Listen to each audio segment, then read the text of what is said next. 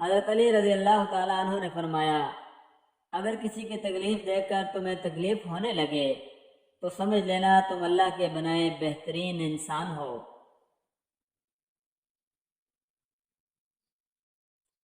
اللہ سے رشتہ اتنا مضبوط رکھو کہ تمہیں کسی کے سہارے کی ضرورت ہی نہ رہے۔ تم کیوں گھبراتے ہو مقدر کے فیصلوں پر؟ کیا تم نہیں جانتے تمہارا رب غفور الرحیم ہے؟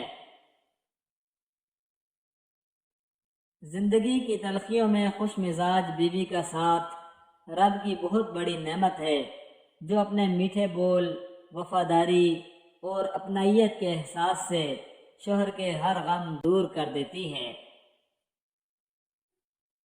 ہم ایسے معاشرے سے ہیں کہ اگر عورت اپنے شوہر کا دل جیت لے تو اس پر پہلا الزام جادو کا لگتا ہے۔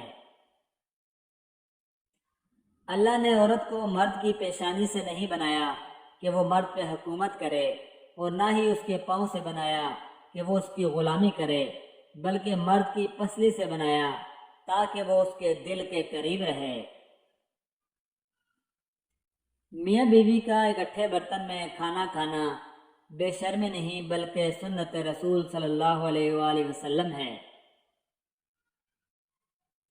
قرآن پاک میں فرمایا گیا ہے، جو عورت تمہیں پسند ہے اس سے نکاح کر لو۔ حرام تعلق کبھی حلال نہیں بنتے، خواہ آگ کے چاہنے والے آگ کو سحری اور فجر کی نماز کے لیے ہی کیوں نہ اٹھاتے ہوں۔ اگر کوئی شخص آپ سے محبت کر ہی بیٹھا ہے تو اس کو رلانے سے گریز کریں، کیونکہ اس کی آنکھوں سے آنسو نہیں بلکہ قطرہ قطرہ کر کے آپ کی محبت بہتی ہے۔ بعض اوقات دعاؤں سے اللہ اپنے فیصلے نہیں بدلتا، آپ کے دل بدل دیتا ہے اور اپنے فیصلے کے مطابق کر دیتا ہے، کیونکہ وہ بہتر جاننے والا ہے۔ گھر میں چاہے 10 کمرے ہوں لیکن سب سے زیادہ رش اس کمرے میں ہوتا ہے جس میں ماں ہوتی ہے۔ حضرت علی رضی اللہ تعالیٰ عنہ نے ارشاد فرمایا، کسی کے منہ پر بے عزتی کرنا اسے قتل کرنے کے برابر ہے۔ وہ جو کہتے ہیں بیٹیوں سے بھی کوئی پوچھتا ہے، سنو بیٹی، فاطمہ علی کا رشتہ آیا ہے، ہاں کر دو۔ ایک ڈپریشن انسان کے لیے ہر نصیحت اور تسلی بیکار ہے۔ اگر کوئی چیز سہارا دے سکتی ہے تو وہ ہے من پسند شخص کا اس کے ساتھ رہنا۔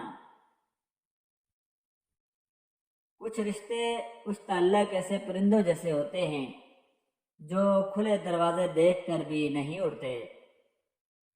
کچھ لوگوں کو پچھتاوا بھی نہیں ہوتا اور ہم سوچتے رہتے ہیں کہ شاید کسی وقت انہیں احساس ہوگا اپنے منفی رویے کا، لیکن ایسا نہیں ہوتا۔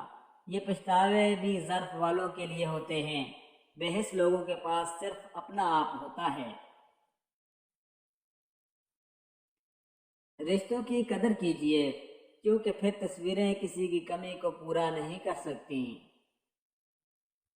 وہ بلندی کس کام کی جس پر انسان چڑھے اور انسانیت سے گر جائے۔